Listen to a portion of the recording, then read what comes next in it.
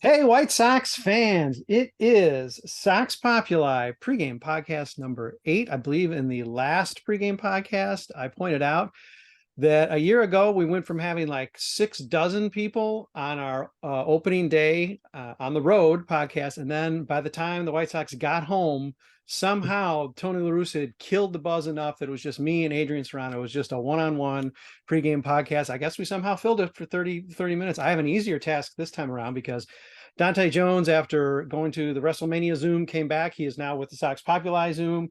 Tommy Barbee coming out of the South for sure. Melissa Sage-Bollenbach trying to fend off her son's desperate pleas to get to opening day tomorrow, driving through sleet, snow, hail, rain, the foreboding feeling that the White Sox perhaps had a 4-game mirage here to start the season. She may not. We're going to find out. Brian O'Neill also with me. And Jordan Haas, hey, listen, we showed up at the right time, Jordan. She's been waiting for like an hour and a half, but now, okay, we got to go on now. So it's a 6-pack going into this podcast. And so I think White Sox, hey, 2-2, nothing we expected. If you said they'd be 2-2, you're a liar. Don't do that. Come on. We're honest people here at Sox Populi. Don't lie to us. But listen, the 1-4 that probably a lot of us maybe reasonably thought, hey, it didn't turn out to be true. White Sox could have easily, I don't want to say it, could have maybe taken all 4. They had leads in all 4 games. Really impressive first series. Go figure. You just can't ever predict this team. But hey, impressions on how this all wrangled out, because again, it does seem like it's a little sunnier than we would have anticipated. Brian, I'll start with you. I had a blast this weekend. It was fun. There was good baseball being played. There's bad baseball being played too, but there was more good than bad. We kind of talked about this on Thursday, continuing that theme. They left, I think, 47 runners on base, but they got 47 runners in scoring position. And if you do that consistently, you're probably going to hit it in. There's been some bad luck. There's been some bad ball, but there's been a lot more good ball than I thought. I've already, between Vaughn's game-winning hit and Robert Jr.'s catch today, there's been more excitement than I think there was in 5 months combined last year.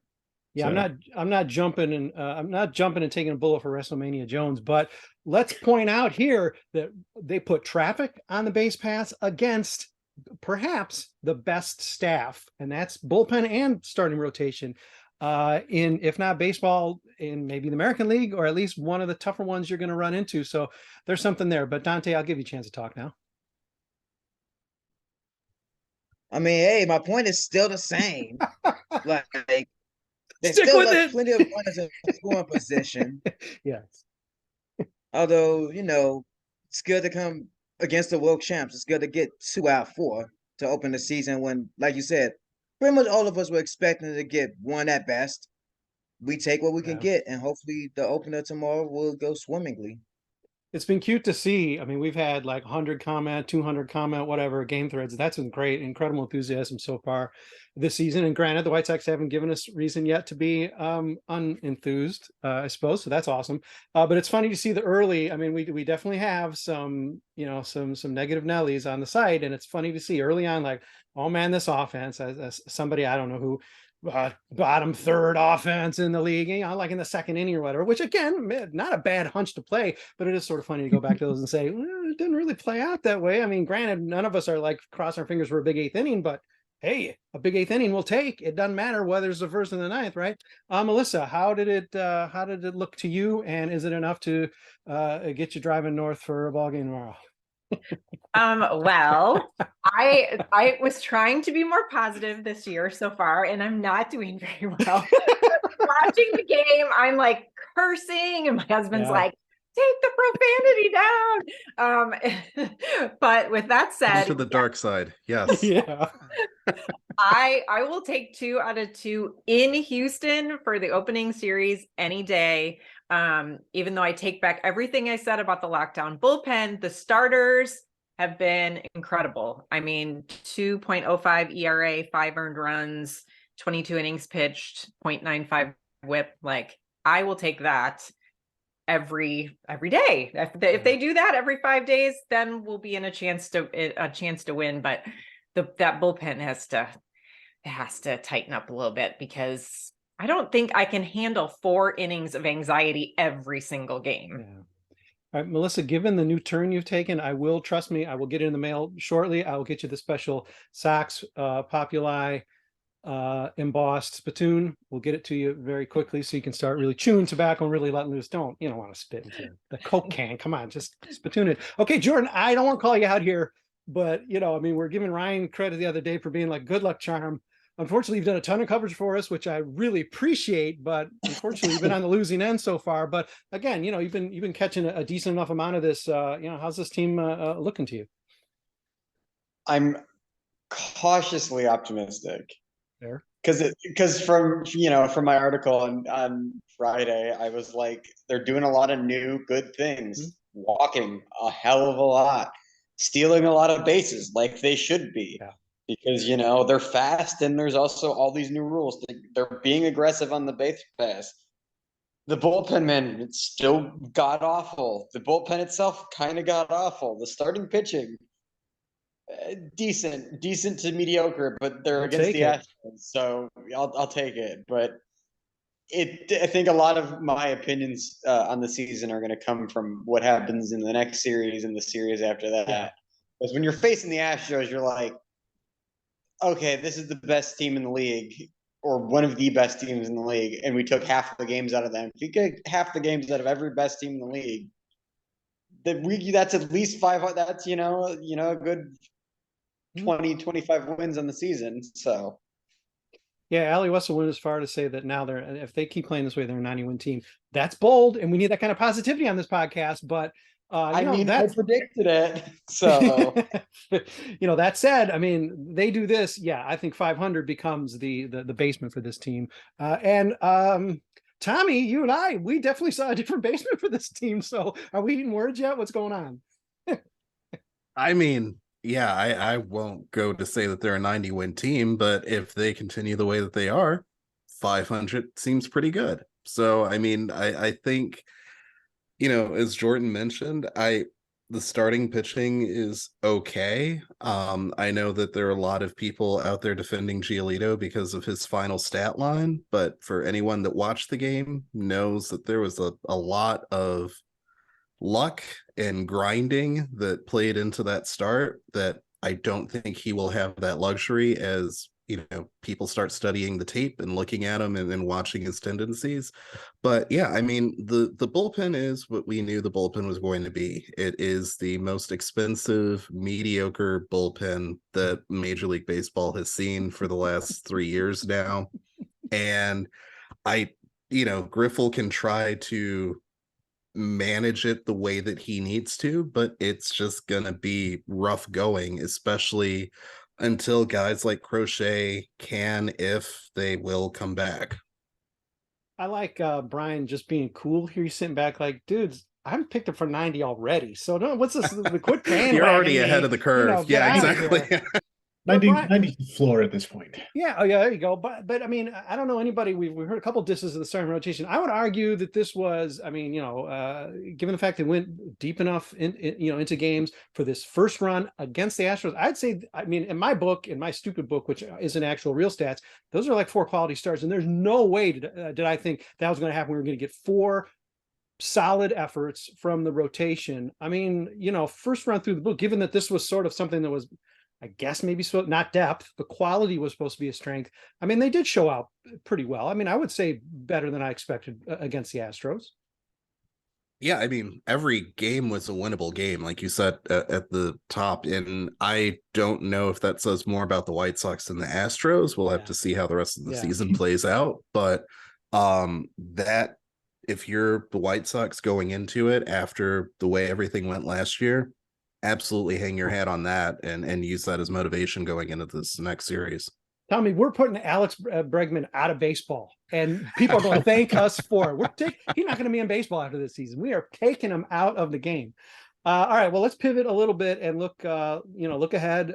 Still talk about how the team is gelling and feeling, because definitely there have been standout performances. Yohan Moncada, can we have a World Baseball Classic every season, please? Can we? I mean, unbelievably showing out, really at the upper 100th percentile of what we're really looking for and hoping from him. A lot of other real positives, and we take it in, we roll now into this, we're going to have weird weather. We got the Giants, again, our partners in 500 last year. So roughly, let's say, about as good as we are. I mean, this is a series we should win. But what's the feeling now going in? Are the White Sox going to be able to run, with some momentum here, having done better than I think anybody thought they would, and they got to be feeling okay about themselves flying back tonight. Well, Go I ahead. look at it with momentum, it's funny in a sense that like we said, like all of us believed that the White Sox would win one, maybe two. We're happy with two, but I can tell you right now that every person in that locker room in that clubhouse was thinking they will win four because that's just how athletes are. It's So true. they might be a little disappointed, but they also might bring in reality of these are the world champs. Like we did pretty damn good. So we'll have to see, but momentum's on the upswing at least. Yeah. Also, I was gonna say the Giants were they're 1-2, so they didn't fare too well against the Mets for their opening series. So they're kind of probably, if we've got the momentum, they're a little on the downside and they have to make the travel. They're without Haniger, who's still suffering, I think, from like an oblique issue or something. And the guy who is starting, I don't know how to pronounce that, Ballantini or something, whoever's starting for them tomorrow is coming off a year of injury where he had ankle surgery. So I think there are a lot of things that are tipping in our favor in terms of maybe some hopeful win tomorrow. Yeah, I think so. I mean, the Giants got shut out twice this weekend. I think they won one game and got blanked twice, and I mean that's not great. But when you put the Sox and the Giants together, this classic rivalry, you got to record. Like, I mean, it's just these guys hate each other. You got to throw the record books out, Brian. You really do. They're still smarting from the 1917 World Series, and we're gonna hold that over them for a long time. Yeah.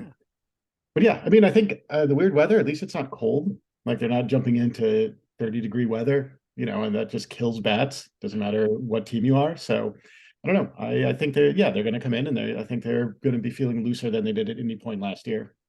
Optimistic Chicagoan Brian O'Neill, very confident somehow this week it won't snow. But hey, listen, I'm with you. I hope it doesn't, because we don't need to see that. We don't need to see that Target Field nonsense.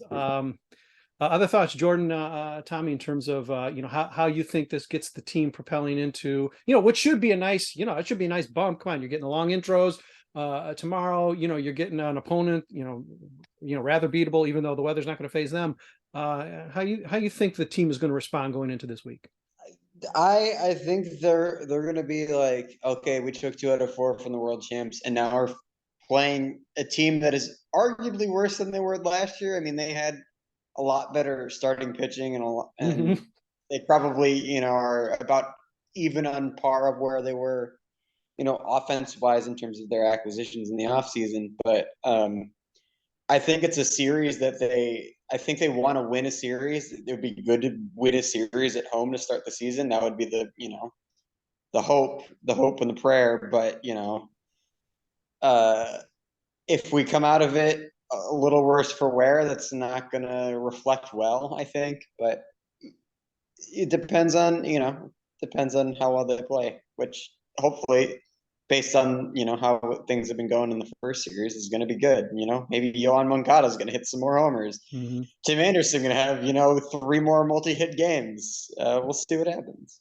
The offense, Tom, I remember you saying among a number of people when we've done some of our pregame stuff, all the stuff podcasts we've had leading up to this, offense has been really sort of the fulcrum of this team. And though it wasn't efficient, just the sheer onslaught. I mean, I think it was 13 hits in the finale. Sure. I'm sure they're leaving tons of guys, but they're scoring runs. And, I would say the offense has passed the initial test. It is. And I mean, the thing that I've been impressed with is the balance where, you got guys getting on base, you got speed, you got, guys being aggressive on the base pass, and then the power that we all know could be there is showing up, and it isn't the same guy. It's Moncada, it's, Vaughn in places. It's all the guys stepping up in different ways. And that's what I think is a huge relief, because last year and even the year before, it just felt like there were so many times where everybody was waiting for someone else to take the lead and to kind of step up. And with everybody kind of contributing, I think it takes a lot of the pressure off that those guys have kind of built up for themselves, which is huge. And I know for Robert Jr. in particular, like he hasn't been fantastic. He did well, Sunday night, but I think as long as he keeps playing defense, the bat's going to be there, and that to me translates really well. Like the excellent White Sox website leader I am and podcast host I am, I had not even recognized until just a minute ago when I checked the schedule and realized, geez, the schedule makers weren't very nice to the White Sox. 3 of their first 12 games are at home. So, I mean, the White Sox really need to get a little bit, fat and take at least 2 of these. Not going to be, I mean, okay, Pittsburgh, fine, but you're probably not going to sweep. The Twins, first of all, they got to like defrost the tundra, and then, who knows what's going to happen there. And this is sort of a rough start. I mean, getting the 2 out of 4 is really nice. And not to say that these are must games, but it certainly would be nice to pocket 2, maybe the 3 wins to take on the road with you, because, I know it's going to come back to them. They're going to get their 81 games, but, this is sort of a rough, and it's easy to bury this team based on last year. Things don't go too well. Oh, man. As if the fans are really, on the bandwagon now. I mean, the few that are on, Melissa's definitely going to turn the car around and say, no, we're not driving all the way up there. Forget it. I mean, can't do it. So, I mean, again, not to make any kind of must series, but these really should be winnable games for the White Sox, going into a team that's a little bit wounded in terms of being able to score runs, as Brian pointed out, and a pitching staff that, come on, no los. I mean, granted, this is another way we could connect with the Giants, say, oh my gosh, our 5-win player's gone. How are you going to react to it? And I don't know how the Giants are going to react to it. They're certainly not going to run out a Carlos Rodon in this series. So, hopefully it's pretty optimistic. How do we see it playing out? Is this a likely 2 wins out of 3? It should be. I think that's a fair assessment, and not to turn it onto an individual basis, but I think the opener is a huge opportunity for Kopech to really show his stuff. And I've been harder than most around here on him, but I think this is kind of like that tone setting start, the same way for Cease last year, where he just kind of came out and was like, nope, I am ready to be the ace of the staff. I think Kopech is kind of in a similar position, where he has a lot of doubters, had a lot of weird stuff happening in the offseason and just in general. This is a great team to face off against, where he can really set the table and set the tone for the rest of the series. Plus, rain doesn't phase him. He had his first 12 starts, so they all rain exactly delayed or rain. So him getting a little wet, he just throws it back. He's like, cool. It just makes him look all the sexier. Isn't that wonderful? I mean, okay, let's focus in before we take our break on Kopech, because as much as we were a little worried about Cease and that other guy or whatever, but I mean, Kopech, I have to say, for us really thinking, though we know he's not going to take on even that 180 innings load this season, I mean, he really needs to give us 120, 150 real nice quality, and he did that for about half the season, and things really sort of fell apart. And then in spring training, you would not have the indication this guy really should be anything more than a 5th starter. Not to say this is pivotal and the season's ruined if he doesn't have a good start on the home opener, but as Tommy I think just said, I mean, he could really do a lot toward establishing his own confidence. And really, gosh, if this is your 4th, 5th guy, this is going to be pretty sweet. Do we see him be able to sort of shake off the spring in a way, I guess in a similar way Dylan did, and really put it to the Giants, because they're out there to be taken advantage of, and he could really attack these guys and get his 5 innings in before the rains come, and give him like a 2-3 hit start, maybe a run start. I mean, that's not implausible. Yeah, I mean, the comparisons with him and Dylan are like, Dylan doesn't have any emotions to shrug off, so I don't think like he necessarily has to worry about that. And Michael does. Michael is intense, and it works for him sometimes, and sometimes it bites him. So, I mean, if he can get off into a really solid first inning, then I think he can shake off the spring. If he doesn't, I feel he's the guy who presses. He's a guy who wants to collapse the last 4 years into every pitch he throws and to overcome it. So hopefully he can get some of Dylan's, either, if you want to call it Zen-like calm or sociopathic, disattachment, however you want to see it. It's up to you. But if he can channel some of that, I think he'll be all right. He's a painter now, Brian. I think it's the latter. He's a painter. So, all right, okay. Uh-oh, don't turn your back on Dylan. Watch your ears, everybody. All right. Other thoughts on Kopech? We're feeling good, despite really, we shouldn't feel good. He doesn't necessarily have a track record aside from, I guess, first half of last season is a decent track record. Spring training didn't really do it for us. Feeling good nonetheless about what Kopech's going to be able to do tomorrow and early on. Yes. Oh, go ahead, Jordan. Oh yeah. I think it's I think we've seen some really good things from Kopech last season, and if he even has half of that, like, or even 3/4 of the really good stuff we had, like during that Yankee game and during some of those games where he was just like lights out for 6 innings, but was kind of tired going into the seventh. I think if he has even 75% of that in tomorrow's game, we're going to pull out the win. And to be honest, I think if we win tomorrow, we'll sweep the series because Cecil will be lights out. Lance Lynn is pretty damn good. So, Nice. I think it's all up to, it's not to put pressure on Michael Kopech like I'm putting pressure on Kopech at all, but he's the key that hinges on how good we're going to look this season, because he's the one that's kind of a big question. I mean, Giolito's a big question mark, but Kopech's a question mark in that he has the potential, and we've seen the potential. We've just not seen a full season of everything from him and haven't seen him put it together yet. So if he can put it together tomorrow, he's got a good chance at a good season, and we've got a good chance at a good series tomorrow or this week. He's got number one stuff. He showed it last year. We're like, holy cow, it's really happening. But then, of course, he ran out of gas because he's like never pitched. So, okay. Melissa, what's your thought? I just don't think there's anything that's the spectacular about the Giants lineup that he's facing either. So I almost feel better going back to kind of piggyback up what Brian was saying. I think he has not yet gotten control of his emotional game. And so as opposed to facing the pressure of the Astros, I actually like him having this a little less intense, I guess, facing the Giants in his first start, because I feel it'll give him a little bit better of a chance to get off on that right foot, like Jordan was saying, get off on that right foot and get a roll going to have a good season. Yeah, he's going to get the Gene Honda bump. You hear Gene Honda, announce your name as the opening day starter. Come on, you're going to just coast through 3-4 innings for sure. Dante, Tommy, what do you think about? I'm not expecting you to say, "Oh man, I think the guy's going to get rocked." But I mean, in terms of really what you think he can do, based particularly on the spring, which wasn't too encouraging. I think he's sort of beginning to be able to get his footing and put it together in the same way that sort of Cease did, I suppose. I mean, I hope so, because he is that's the thing. Kopech does have ace stuff at times. It's just Kopech needs to go through a few seasons really to prove it to me at this point, because he can be great until those injuries just perk up like they always do for him. And one of the most important things about anything is being reliable, being available. And Kopech, over the course of his career, has not been available at all, pretty much. So I think tomorrow is going to be good for him. I think the first few months of the season will be good, but I need to see more after that to even believe that he could do this long term. And Tom, we already know you got faith in Kopech. You're a Kopech believer.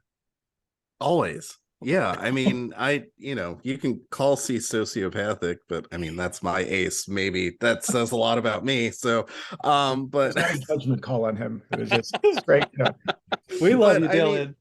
But to that point, I mean, I do think, because I notice it a little bit with Giolito too. I think the pitch clock is affecting these guys more than we realized, and Kopech is someone that just needs to throw the damn ball and stop thinking so much. Right. And I think this can either help him get to that point of just like not worrying about where he's locating or how he's locating and just throw it, or it's going to get into his head. Meltdown.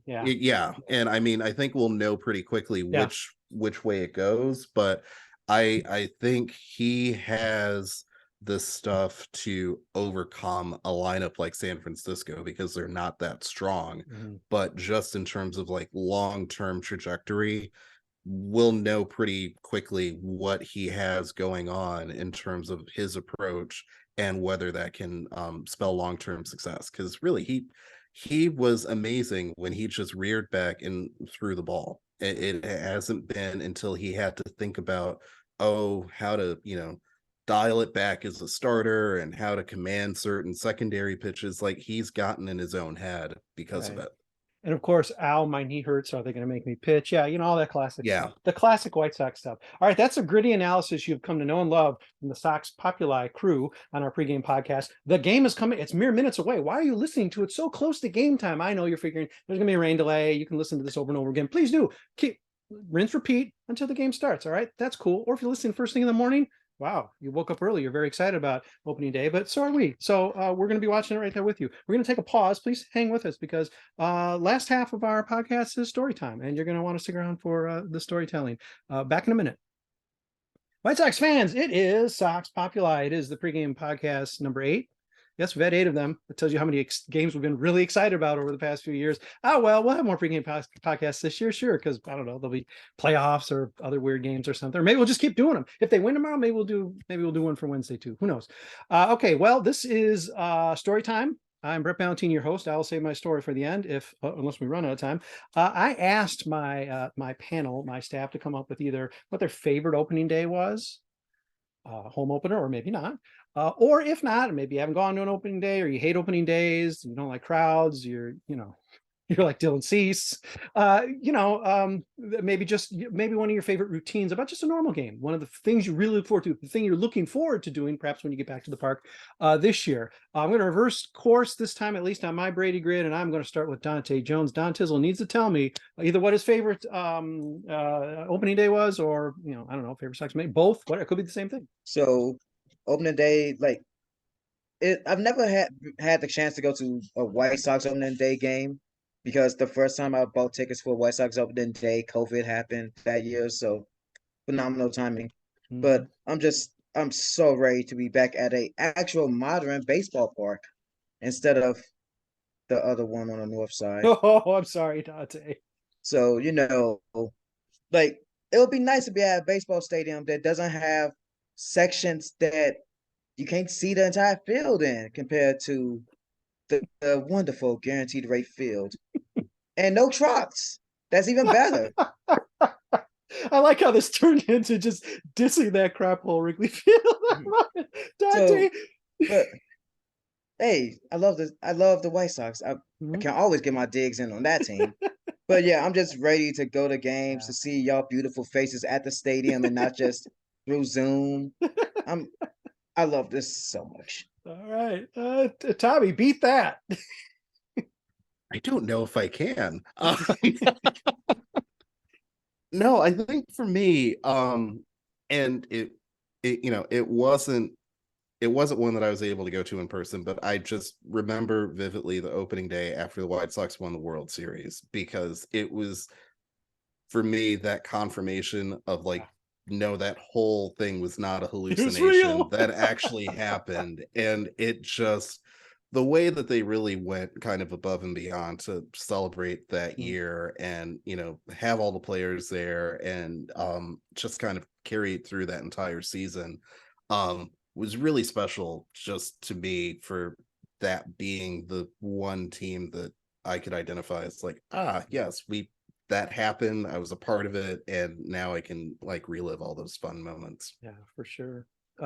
Jordan, probably don't have the crispest memory of 2006, but what was your favorite opening day or just ball game memory? I ironically have a singular memory of 2006. I don't think it was opening day or home opener or whatever, but it was April of that year. I was at the game where Tadahito Iguchi made that insane right throw. Yep, John. I was at that game too. Yes. There you go. Yeah, I believe it was game. Yeah, I think that was the first baseball game I ever went to. Ooh. So that was kind of fun. Sweet. I've never been to an opening day. I can't remember most opening. Well, I've been to an opening day for the Rockies, but I've not been to. Sort of counts.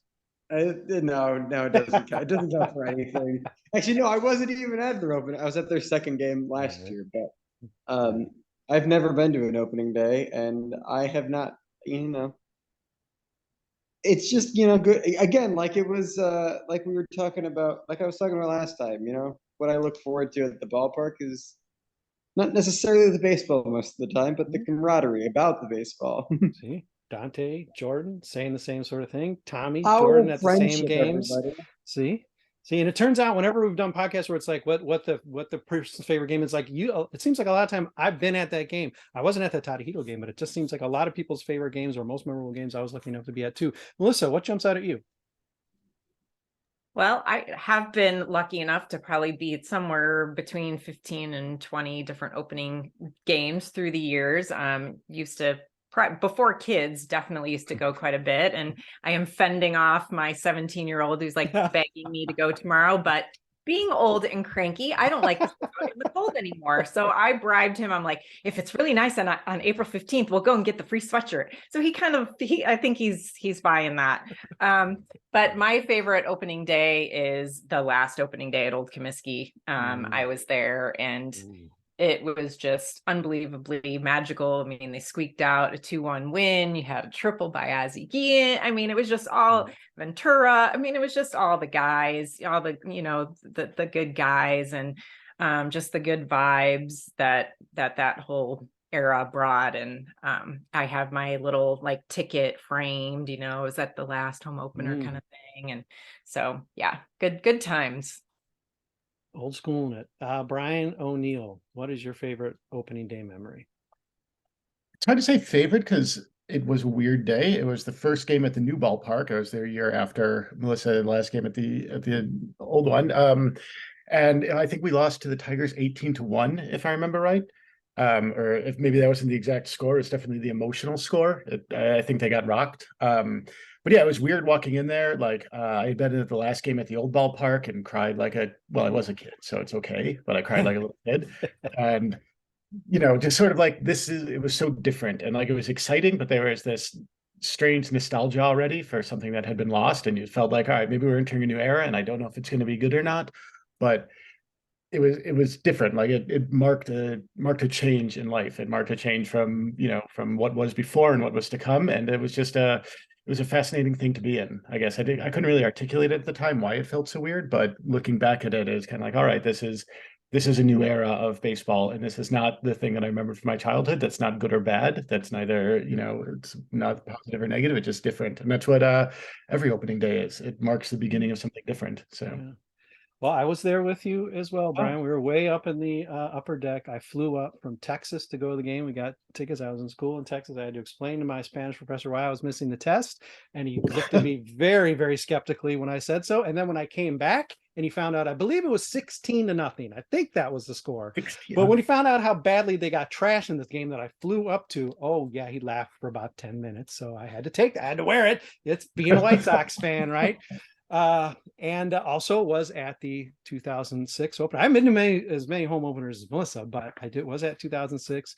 Dragged my sister there. We were late because it's my sister. She abandoned me for most of the game to go like smoke out in the concourses or whatever. I don't know if you can even still do that anymore, out in the tunnels or whatever the heck it is.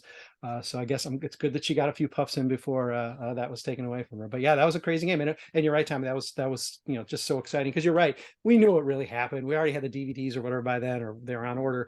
But still, to see the rings, and to see even this new guy Jim Thome like win the game against the goddamn Cleveland Wahoos. I mean, it really seemed like, okay, dynasty.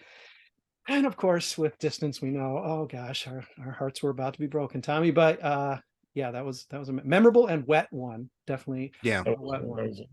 Those qualify, I guess, as a couple of mine. I'm very jealous that Brian got to go to the very last Comiskey Park game down in Texas again, listening to that on the radio and shedding my little tiny tear, hearing them never stopping singing hey goodbye. Oh goodness gracious. Well, hey, listen, it's happier memories here. We're in whatever they're calling the park now. It's still very much more concretey and still slightly molly, at least compared to Comiskey Park, but it's a darn good ballpark, and it gets a really terrible reputation. It was one of the entries in that recent thing where like the worst parks ever, and it was like one of the 24 or something in this tournament. I don't know, some Twitter nonsense. I'm like, come on, no. Yeah, it's a good place to watch a ball game. No, not at all. And listen, to Dante's point, okay, Wrigley's, and I'm not going to get down on Wrigley. Wrigley's better than Fenway. Wrigley's better than the Yankee Stadium, but Wrigley Field and Sox Park, give me a break. The only thing Wrigley's got is a less onerous corporate name, whatever. But I don't know, this okay, I've taken this podcast off the rails. It's opening day. White Sox going to beat the Giants today. The sweep predicted by Jordan Haas. No doubt about it. And, listen, we've thrown some analysis and thrown some memories at you as well. Hey, guess what? If you just stick around Southside Sox all day, guess what? You're going to catch the Sox Populi post-game podcast as well. That's going to be up probably, I'll say I promised on the actual opener a couple hours after final out. I think we almost hit that. So a couple hours after final out, depending on what the rain is and how everybody's internet is messed up. Based on whatever's blowing through the Chicago area, or if the game is delayed till past midnight, who knows what we'll do then. But post-game podcast after the White Sox beat the Giants here today. And, it's going to just be a good week and a lot more fun podcasts coming. We're going to chill them out a little bit, but we're going to keep rolling them out at you, after. So again, we're going to be back with you as soon as possible and probably sooner than you're ready for us. Thanks, everybody.